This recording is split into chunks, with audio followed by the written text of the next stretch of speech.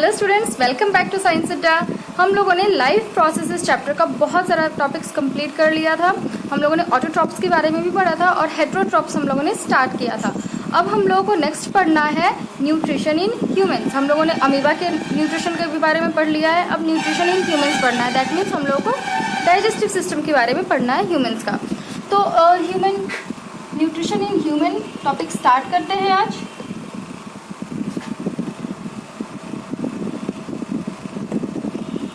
जैसा कि हम लोग जानते हैं कि ह्यूमंस में न्यूट्रिशन कैसा होता है, हेटेरोट्रॉफिक न्यूट्रिशन होता है। ओके, मतलब कि ये क्या होता है कि ये खुद से फूड को नहीं बनाते हैं, ये अपने फूड के लिए दूसरे पे डिपेंडेंट होते हैं, चाहे वो प्लांट्स हो या फिर एनिमल्स हो। दैट मीन्स ये हेटेरोट्रॉफिक न्यूट्रिशन को फॉलो करते हैं। नेक्स्ट क्या है इनमें, हेटेरोट्रॉफिक में भी कैसा, holozoic. Okay, holozoic nutrition. Holozoic means what, कि इनमें क्या होता है कि इनमें 5 स्टेप्स होते हैं न्यूट्रिशन के। ये 5 स्टेप्स के द्वारा न्यूट्रिशन लेते हैं। जैसे कि होलोजोइक में भी होगा कि ये फूड को ले रहे हैं अपने बॉडी में, इनटेक कर रहे हैं, फिर उसका डाइजेशन होगा, फिर एब्जॉर्प्शन होगा, फिर एसिमिलेशन एंड इजेशन। 5 स्टेप्स को फॉलो करेंगे जैसे कि अमीबा के न्यूट्रिशन में होता था। ओके राइट, तो ये भी क्या करेंगे, 5 स्टेप्स फॉलो करेंगे। कौन कौन सा होगा, फर्स्ट है इंजेशन। इंजेशन मीन्स ह्यूमंस भी क्या करते हैं कि पहले फूड को माउथ के थ्रू इनटेक करते हैं, यानी कि इनटेक ऑफ फूड को इनटेक करना। Next is digestion. Digestion means break down of food.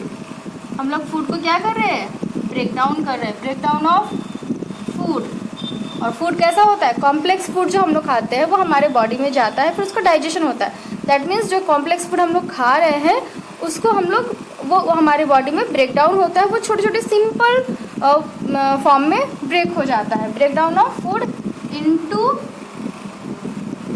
Simple substances.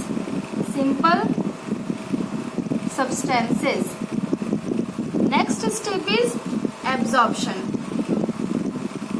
Absorption में क्या था, जो भी फूड डाइजेस्ट हो गया है उसको एब्जॉर्ब कर लेगा हमारा बॉडी, यानी कि एब्जॉर्प्शन ऑफ डाइजेस्टेड फूड। जो फूड हमारे बॉडी में गया, ठीक है, इनटेक हुआ, इंजेक्शन हुआ, फिर उसका डाइजेशन हुआ, अब वो क्या हो जाएगा, एब्जॉर्ब्ड हो जाएगा, हमारा बॉडी उसको एब्जॉर्ब कर लेगा।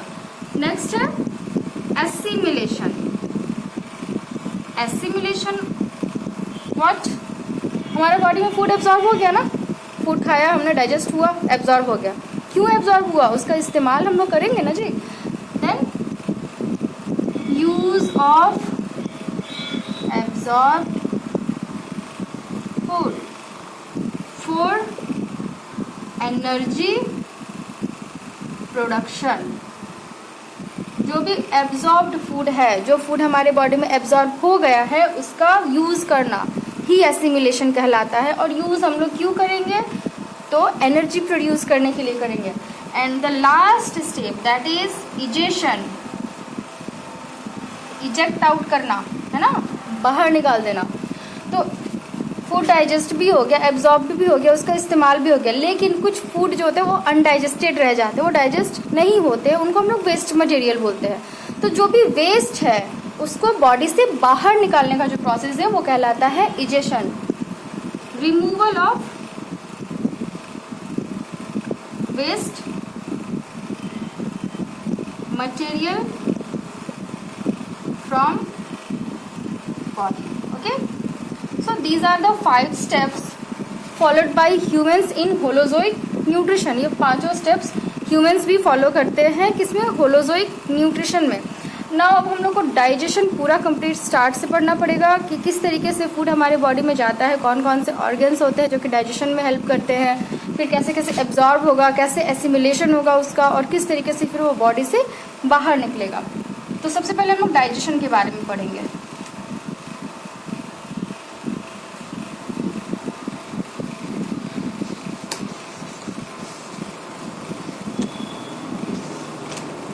सो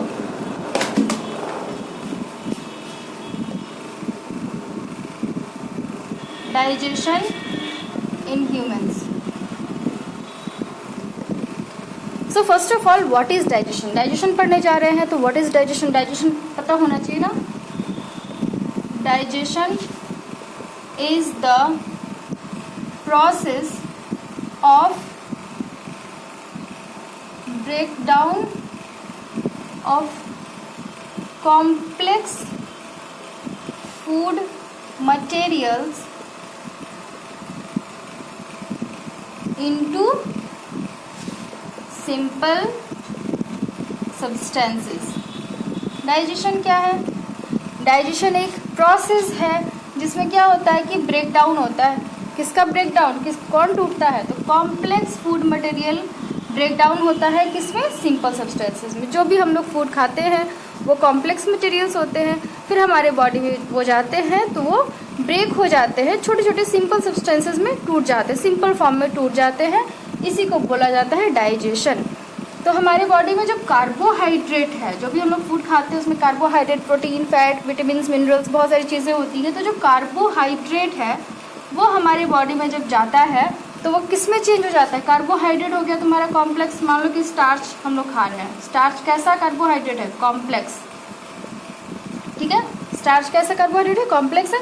जब हम लोग इसको खाते हैं तो ये किस में चेंज हो जाता है? ये ग्लूकोज में, जो कि एक सिंपल कार्बोहाइड्रेट है।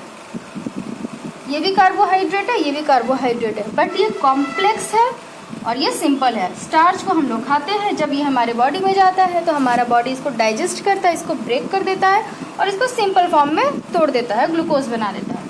अब अगर हम लोग प्रोटीन की बात करें, प्रोटीन भी हम लोग खाते हैं तो प्रोटीन जाके हमारे बॉडी में किस में टूट जाता है?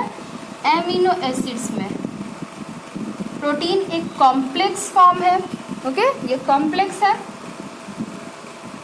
और इस डाइजेशन के बाद ये किस में कन्वर्ट हो जाता है? तो ये एमिनो एसिड यानी कि सिंपल फॉर्म में, ठीक है, सिंपल फॉर्म में कन्वर्ट हो जाता है। And the last is fat. Fat complex होता है ना, कॉम्प्लेक्स फूड है ये सारे, कार्बोहाइड्रेट, प्रोटीन, फैट। फैट हमारे बॉडी में जाने के बाद, डाइजेस्ट होने के बाद किस में चेंज हो जाता है? तो फैटी एसिड एंड ग्लिसरॉल इसमें चेंज हो जाता है। तो आप लोगों को याद रखना पड़ेगा कि स्टार्च किस में चेंज होगा? ग्लूकोज में, प्रोटीन एमिनो एसिड में, फैट तो फैटी एसिड एंड ग्लिसरॉल में चेंज हो जाता है। तो ये तो था डाइजेशन क्या है और कौन कौन से सब्सटेंसेस, कॉम्प्लेक्स मटेरियल्स किस फॉर्म में चेंज हो जाते हैं। अब है हम लोग स्टार्ट करते हैं डाइजेशन का प्रोसेस। तो जैसा कि पहले ही बताया हुआ है कि डाइजेशन में सबसे पहले डायग्राम के थ्रू समझेंगे, ज़्यादा बेटर रहेगा।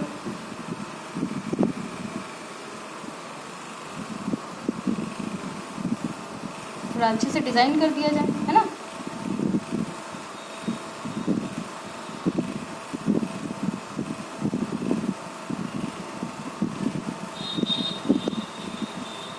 ये बन गया इंसान, सिर्फ इसका सर बना हुआ है। अभी आगे इसके बॉडी पार्ट्स बनाया जाए।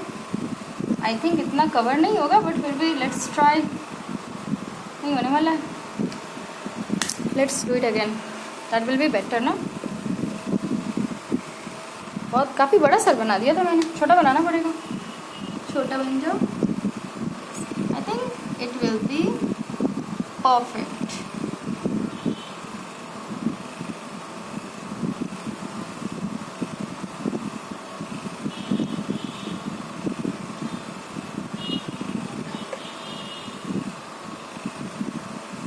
नाउ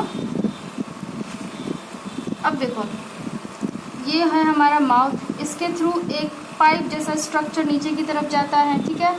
फिर ये क्या होता है, थोड़ा स्वॉलन हो जाता है इस टाइप से, फिर ये आगे जाके पतला हो जाता है।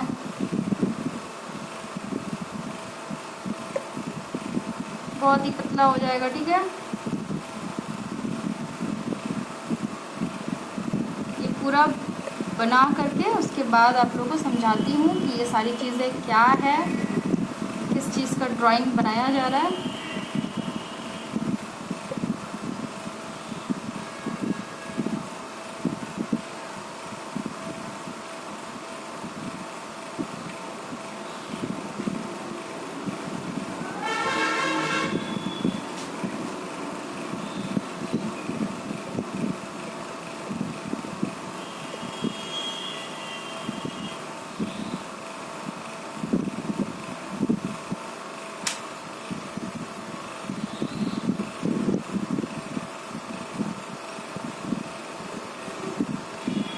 तो देखो ये है आपका डाइजेस्टिव सिस्टम का स्ट्रक्चर।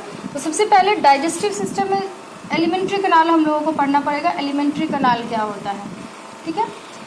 एलिमेंट्री कनाल को हम लोग डाइजेस्टिव सिस्टम के भी नाम से जानते हैं, डाइजेस्टिव ट्रैक्ट के भी नाम से जानते हैं, और जीआई ट्रैक्ट के भी नाम से जानते हैं।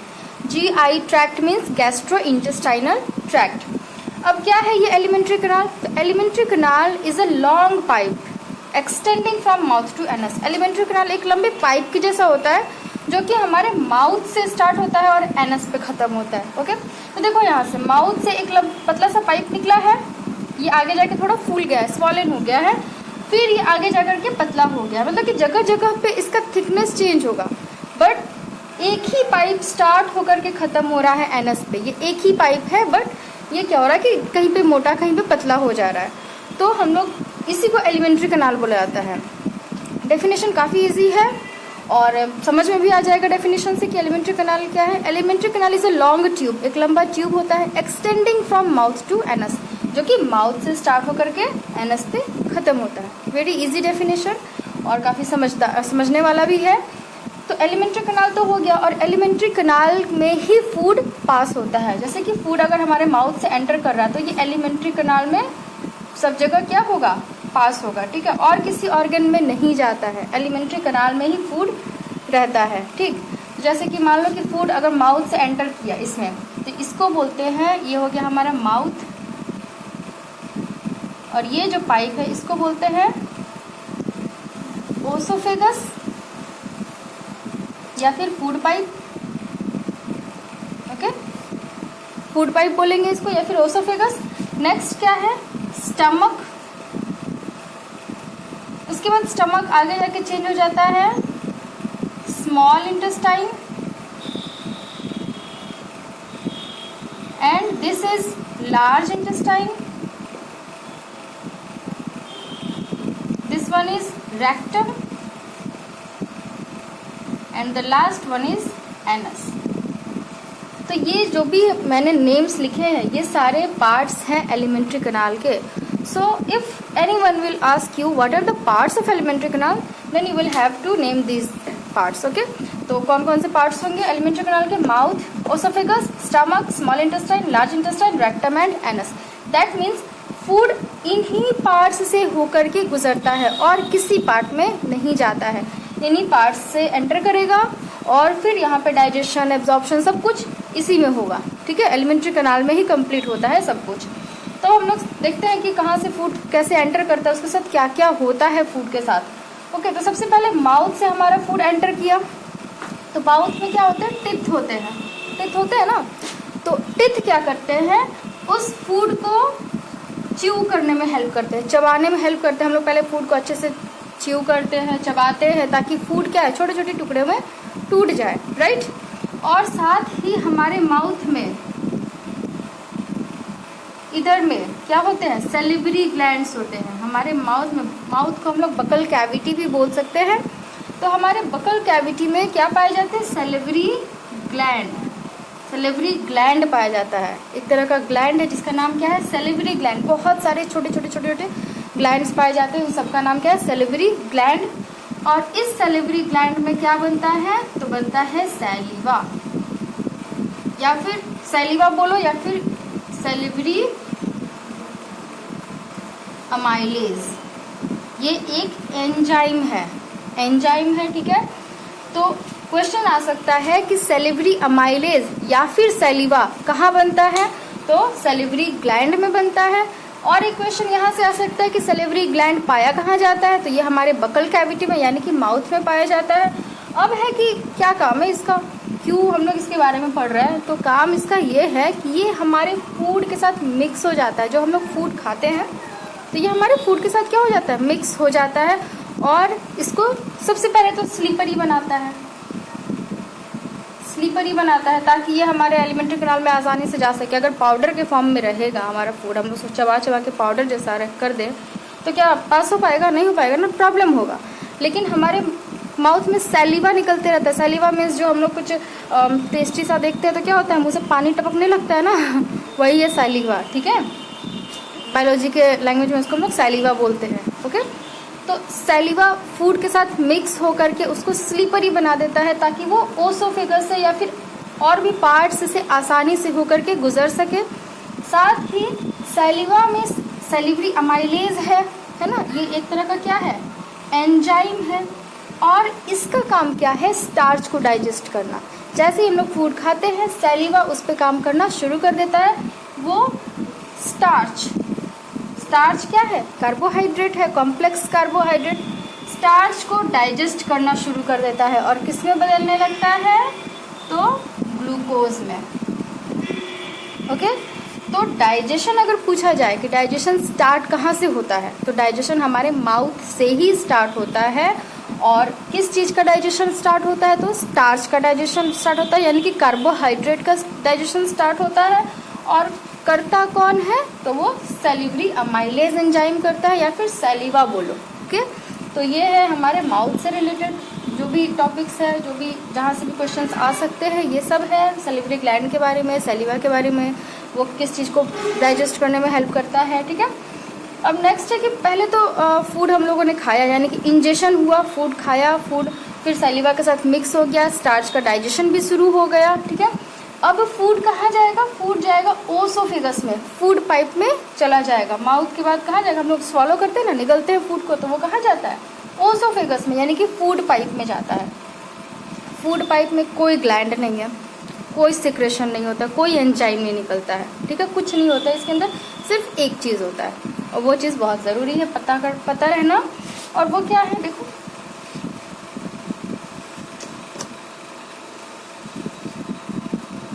ओसोफेगस में क्या होता है कि ओसोफेगस इस टाइप का है, हम लोग को दिख रहा है।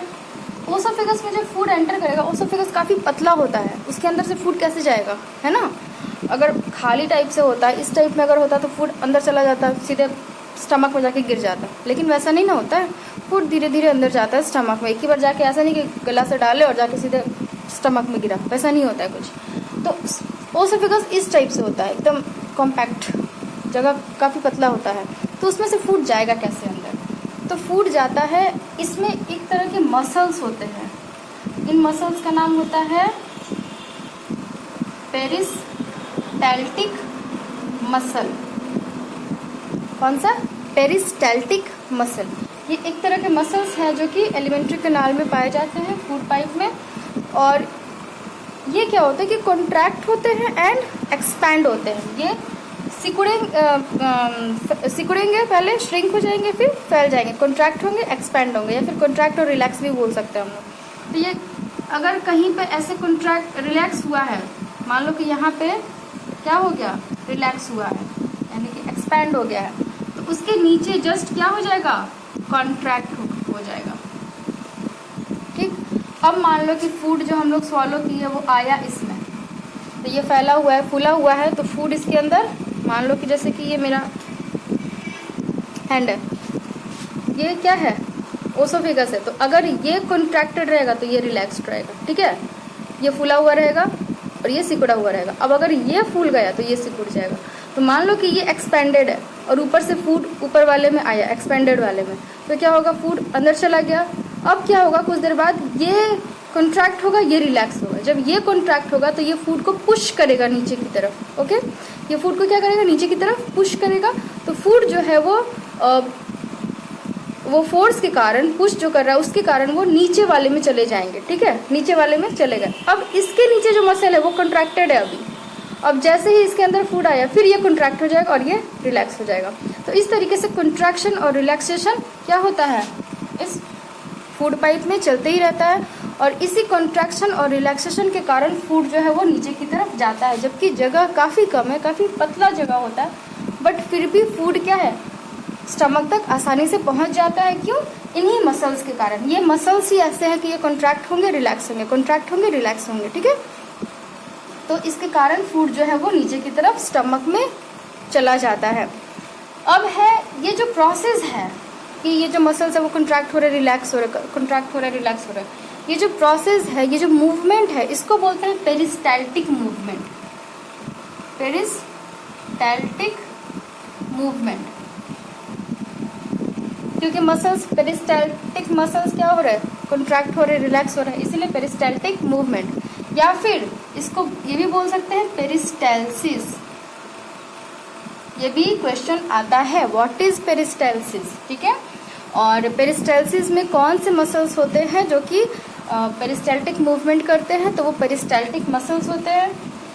और इसी के हेल्प से जो फूड है वो एलिमेंट्री कनाल में आगे की तरफ बढ़ता ही जाता है। तो ओसोफेगस में ये चीज़ इंपॉर्टेंट है कि पेरिस्टाल्सिस क्या है, पेरिस्टाल्टिक मसल्स क्या है, पेरिस्टाल्टिक मूवमेंट कैसे होता है, ठीक है। अब क्या है कि फूड चला गया ओसोफेगस से हमारे स्टमक में, राइट। स्टमक में बहुत सारी चीज़ें पढ़नी है, स्टमक को एकदम ध्यान से पढ़ो। स्टमक में चला गया, स्टमक में 3 to 4 आवर्स ये फूड रेस्ट करता है, आराम से रहता है, और उसके अंदर बहुत सारी प्रोसेसेस होती है डाइजेशन की। तो 3 से 4 घंटा रहेगा, 3 से 4 घंटा रहता है। तो हमारा स्टमक क्या करता है, स्टमक में एक ग्लैंड होता है जिसका नाम है गैस्ट्रिक ग्लैंड। देखो हम लोगों ने पहले सेलिवरी ग्लैंड के बारे में पढ़ा, अब हम लोग पढ़ रहे हैं गैस्ट्रिक ग्लैंड, ये दूसरा ग्लैंड हम लोग पढ़ रहे हैं, ठीक है। तो गैस्ट्रिक ग्लैंड ये क्या करता है, 3 चीज़ को सिक्रेट करता है, HCl यानी कि हाइड्रोक्लोरिक एसिड, म्यूकस एंड एक तरह का एंजाइम पेप्सिन, ये 3 चीज़ को ये सिक्रेट करता है, ओके। कुछ काम तो होगा। तो पेप्सिन का काम होता है प्रोटीन डाइजेशन। हम लोग को डाइजेशन के ही बारे में पढ़ना है, तो ऑब्वियसली कोई ना कोई कुछ ना कुछ चीज़ तो डाइजेस्ट करेगा ही। तो हम लोगों ने पहले देखा माउथ में कि ये जो सैलिवरी अमाइलेज है, यानी अमाइलेज भी बोलो या फिर सैलिवा भी बोलो, सब चलेगा। तो सैलिवरी अमाइलेज जो है वो क्या कर रहा है, स्टार्च को डाइजेस्ट कर रहा है, ग्लूकोज में चेंज कर रहा है। अब क्या होगा कि पेप्सिन जो है वो प्रोटीन को डाइजेस्ट करता है, ठीक है। P4 pepsin, P4 protein, right.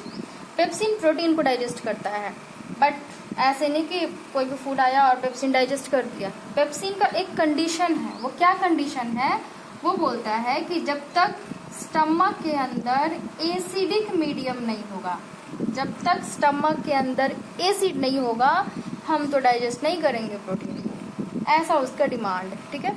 तो वो डिमांड कौन पूरा करता है, गैस्ट्रिक ग्लैंड। वो क्या करता है, बोलता है कि ठीक है तुम पेप्सिन प्रोटीन को डाइजेस्ट तब करोगे जब हम एसिड देंगे, तो ठीक है लो HCl दे दिए। गैस्ट्रिक ग्लैंड क्या करता है, HCl को रिलीज करता है, ठीक है। अब HCl रिलीज हो गया, HCl होता है एक स्ट्रॉन्ग एसिड। हम लोगों ने एसिड बेस में बहुत बार पढ़ा है कि hydrochloric acid is a very strong acid, it is very corrosive in nature. ये अगर कहीं गिर जाए तो उसको जला देता है, ठीक है। तो अगर ये हमारे स्टमक से रिलीज हो रहा है, सिक्रेट हो रहा है हमारे स्टमक में गैस्ट्रिक ग्लैंड से, तो ये हमारे स्टमक को भी क्या करेगा, जलाएगा, उसको भी हार्म करेगा। तो ये हमारे स्टमक को ना जला सके, इसीलिए और एक चीज़ रिलीज होता है, वो होता है म्यूकस। म्यूकस एक क्या बोल सकते हैं उसको, चिपचिपा जैसा लिक्विड होता है, जैसे सर्दी के टाइम से जो नोज से जब बाहर निकलता है वही है म्यूकस, ठीक है। तो म्यूकस क्या करता है, म्यूकस इस स्टमक जो है, ये हो गया हमारा स्टमक। तो स्टमक का जो इनर लाइनिंग है, इनर अंदर वाला जो सरफेस है, उसके चारों तरफ फैल जाता है कौन, म्यूकस। अब क्या होगा कि HCl अंदर में है, तो क्या वो डायरेक्ट कांटेक्ट में है स्टमक के, नहीं है, क्योंकि पहले तो म्यूकस है उसके बाद स्टमक का लाइनिंग है, सरफेस है। तो HCl डायरेक्टली कांटेक्ट में फिर नहीं हो पाता है ये स्टमक के इनर लाइनिंग के, तो ये इसको हार्म नहीं कर पाता, फिर उसको जला नहीं पाता। यानी कि म्यूकस क्या करता है, स्टमक को प्रोटेक्ट करने का काम कर रहा है, ठीक है। और HCl क्या करता है, HCl स्टमक के अंदर के मीडियम को एसिडिक बना देता है, क्योंकि HCl है एसिड। तो अगर ये रहेगा अंदर में स्टमक के, तो मीडियम भी कैसे रहेगा, एसिडिक रहेगा। अब पेप्सिन क्या करता है, बोलता है ठीक है भाई एसिडिक मीडियम है तो हम प्रोटीन को डाइजेस्ट करेंगे। अब पेप्सिन अपना काम करना शुरू कर देता है और प्रोटीन को डाइजेस्ट करना शुरू कर देता है, ठीक है। तो हम लोगों ने इसमें क्या देखा कि सबसे पहले तो पेप्सिन क्या करता है, प्रोटीन डाइजेशन करता है, लेकिन वो कब करेगा, जब तक कि स्टमक के अंदर एसिडिक मीडियम ना हो। जैसे ही स्टमक के अंदर HCl रिलीज होता है, वो एक्टिवेट कर देता है पेप्सिन को कि वो प्रोटीन डाइजेशन स्टार्ट करे। और HCl से स्टमक को कौन बचाता है, तो वो म्यूकस बचाता है। वो स्टमक के इनर सरफेस को क्या कर लेता है, इनर सरफेस या इनर लाइनिंग को कवर अप कर लेता है, जिसके कारण HCl जो है वो डायरेक्ट कांटेक्ट में नहीं रह पाता है स्टमक के, और इस तरीके से स्टमक बच जाता है, उसको कोई हार्म नहीं होता है। साथ ही HCl का और एक काम है, ये जो हम लोग फूड खाते हैं ना, उसमें कभी कभी माइक्रो ऑर्गेनिजम्स भी चले जाते हैं ना, तो ये HCl क्या करता है, उन माइक्रो ऑर्गेनिजम्स को मारने का काम करता है, क्योंकि ये स्ट्रांग है, एसिड है भाई। तो ये जो भी फूड में जो माइक्रो ऑर्गेनिजम्स चले गए हैं उनको मारने का काम कौन करता है, एसिड करता है, HCl करता है। तो ये हो गया स्टमक के अंदर का भाग। अब क्या है कि स्टमक के अंदर डाइजेशन कंप्लीट नहीं हुआ है, क्योंकि यहाँ तो प्रोटीन डाइजेस्ट हो रहा है, वो भी कंप्लीट डाइजेशन प्रोटीन का नहीं होता, पूरी तरीके से डाइजेस्ट नहीं होता है, ठीक है। फैट का तो अभी हम लोगों ने बात ही नहीं किया, यानी कि स्टमक में डाइजेशन कंप्लीट नहीं हुआ है, अभी बाकी है डाइजेशन फूड का। यहाँ पे पार्शियल डाइजेशन हुआ है, फूड जो है वो पार्शियली डाइजेस्टेड है, ठीक है। तो नेक्स्ट क्या है, अब फूड आगे की तरफ बढ़ेगा। देखो स्टमक का भी खत्म हो गया, क्या क्या चीज़ें हैं इसमें, कैसे काम करती हैं, ठीक है। अब नेक्स्ट है कि स्टमक से फूड 3 से 4 घंटा रहा, पार्शियली डाइजेशन हुआ। अब जो फूड है वो आगे बढ़ेगा स्मॉल इंटेस्टाइन में। ये जो कॉइल्ड पार्ट दिख रहा है लंबा सा, ये काफ़ी लंबा होता है और काफ़ी घुमावदार, अंदर में बहुत कम्पैक्ट रहता है, एकदम एक दूसरे से कॉइल्ड रहता है, ठीक है। तो ये जो पार्ट दिख रहा है लंबा सा पतला सा, इसको बोलते हैं स्मॉल इंटेस्टाइन। अब फूड इसमें चला जाता है, लेकिन 3 से 4 घंटा तक आखिर फूड अंदर तक में रहा कैसे, क्योंकि एलिमेंट्री कैनाल में तो वो आगे की तरफ बढ़ता रहेगा, फिर भी स्टमक के अंदर 3 से 4 घंटा कैसे रह गया। तो वो कैसे रहता है, स्टमक का जो ये है ना, जहाँ पे एंड हो रहा है स्टमक, ये जो स्टमक एंड हो रहा है, यहाँ पे पाए जाते हैं एक तरह के मसल्स, जिनका नाम है स्फिंक्टर मसल्स। स्फिंक्टर मसल्स ये क्या करते हैं, फूड को अंदर ही रोक करके रखते हैं जब तक यहाँ का काम कंप्लीट नहीं होता है, स्टमक के अंदर प्रोटीन का डाइजेशन स्टार्ट नहीं होता है, फूड जो है वो पार्शियली डाइजेस्ट नहीं होता है, तब तक स्फिंक्टर मसल्स अलाउ ही नहीं करते हैं कि फूड आगे की तरफ बढ़े। ये बंद रहता है, यहाँ का पूरा क्या रहेंगे, बंद रहेगा, यहाँ कॉन्ट्रैक्ट हो जाता है पूरा, फूड को आगे नहीं बढ़ने देता है। जैसे ही 3 से 4 घंटा हो जाता है, फूड पार्शियली डाइजेस्ट हो जाता है, ये स्फिंक्टर मसल्स क्या कर देते हैं, एक्सपेंड हो जाते हैं और फूड को आगे की तरफ बढ़ने दे देते हैं। तो ये स्फिंक्टर मसल्स कहाँ पाया जाता है, तो स्टमक जहाँ पे एंड होता है, ठीक है। और ये वाले पार्ट को क्या बोलते हैं, डियोडेनम बोलते हैं, ठीक है। अब है कि फूड आगे की तरफ बढ़ा, चला गया स्मॉल इंटेस्टाइन में, राइट। स्मॉल इंटेस्टाइन में गया, तो स्मॉल इंटेस्टाइन में ये जो दिख रहा है ये ऑर्गन, इसको बोलते हैं लीवर, ठीक है। ये हमारे बॉडी का सबसे लार्जेस्ट ग्लैंड है, which is the largest gland of our body, it is liver. और ये जो पत्ते के जैसा दिख रहा है यहाँ पे, इसको बोलते हैं पैनक्रियास, ये भी एक तरह का ग्लैंड है।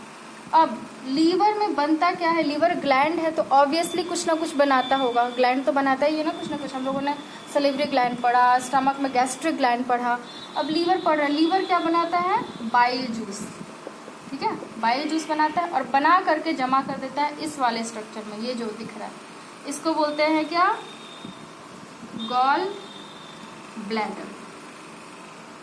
लीवर जूस बनाता है लेकिन खुद के पास नहीं रखता है, दे देता है गॉल ब्लैडर को, ठीक है। गॉल ब्लैडर में बाइल जूस चला गया और गॉल ब्लैडर कनेक्टेड रहता है स्मॉल इंटेस्टाइन से।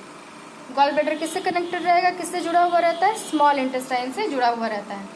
पैनक्रियास भी रिलीज करता है क्या, जूसेस, कौन से जूसेस, पैनक्रिएटिक जूसेस। और ये पैनक्रिएटिक जूसेस का नाम क्या है, तो एक का नाम होता है ट्रिप्सिन और एक का नाम होता है लाइपेज, ठीक। एक हो गया ट्रिप्सिन, दूसरा हो गया लाइपेज। ये पैनक्रिएटिक जूसेस हैं जो कि पैनक्रियास से निकलते हैं। हम लोगों ने क्या पढ़ा, लीवर से निकलता है बाइल जूस, पैनक्रियास से निकलता है ट्रिप्सिन और लाइपेज, जिनको हम लोग पैनक्रिएटिक जूसेस बोलते हैं। लीवर से जो बाइल जूस निकलता है वो जमा हो जाता है गॉल ब्लैडर में। गॉल ब्लैडर जुड़ा हुआ किससे रहता है, स्मॉल इंटेस्टाइन से जुड़ा हुआ रहता है। और पैनक्रियास से जो जूस निकलता है वो पैनक्रियास भी किससे जुड़ा हुआ है, स्मॉल इंटेस्टाइन से, ठीक है। तो ये दोनों जो बाइल है और जो पैनक्रिएटिक जूस है, ये जाते कहाँ हैं, स्मॉल इंटेस्टाइन में जाते हैं। किस लिए जाते हैं, फूड के डाइजेशन में, क्योंकि ये सारे क्या है, एंजाइम्स हैं, जूसेस हैं, एंजाइम्स हैं, तो ये क्या करेंगे, डाइजेस्ट करने में हेल्प करेंगे फूड को, ठीक है ना। अब कौन किस चीज़ को डाइजेस्ट करता है वो देखा जाए। सबसे पहले हम लोग बाइल की बात करते हैं, जो कि निकलता है लीवर से, ठीक। बाइल जब स्मॉल इंटेस्टाइन में जाता है तो क्या करेगा, ये सबसे पहले तो स्मॉल इंटेस्टाइन के मीडियम को अल्कालाइन बना देता है, अल्कालाइन मीडियम, ठीक है। इसका नेचर ही होता है, अल्काली नेचर होता है इसका, तो ये जब स्मॉल इंटेस्टाइन में जाता है तो अल्कालाइन मीडियम बना देता है। जैसे कि एसिड था HCl, तो वो एसिडिक मीडियम बना रहा था, वैसे ही बाइल क्या कर दे रहा है, अल्कालाइन मीडियम बना दे रहा है। और फिर क्या करता है, ये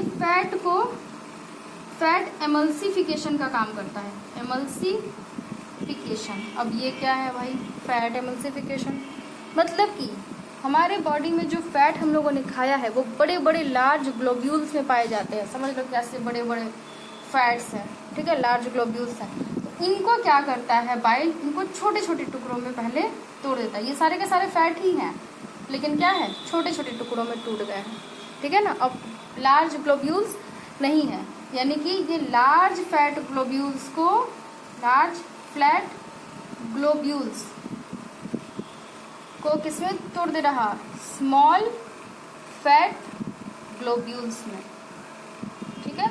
इसी को बोलते हैं एमल्सिफिकेशन ऑफ फैट या फिर फैट एमल्सिफिकेशन।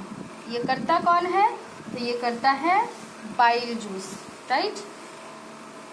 इतना कुछ हुआ, बाइल ने क्या किया, फैट एमल्सिफिकेशन किया, फैट के लार्ज जो ग्लोब्यूल्स है उसको स्मॉल ग्लोब्यूल्स में तोड़ दिया, अब साथ ही अल्कालाइन मीडियम बना दिया। अब हम लोग बात करेंगे पैनक्रिएटिक जूस का, जो कि किससे निकल रहे हैं, पैनक्रिएज से।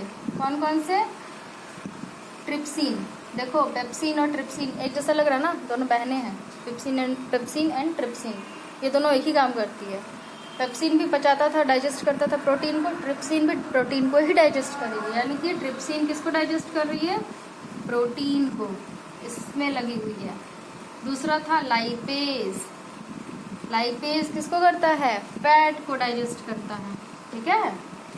बाइल कभी भी फैट को डाइजेस्ट नहीं करता है, उसको स्मॉल ग्लोब्यूल्स में तोड़ देता है, सिर्फ एमल्सिफिकेशन करता है उसका, लेकिन उसको डाइजेस्ट कौन करता है, तो लाइपेज, ठीक है। और ये दोनों भी, इनका भी पेप्सिन की तरह कंडीशन था कि जब तक स्मॉल इंटेस्टाइन के अंदर अल्कालाइन मीडियम नहीं होगा तब तक हम लोग काम नहीं करेंगे। इसीलिए बाइल क्या करता है, इन दोनों के लिए अल्कालाइन मीडियम बना देता है।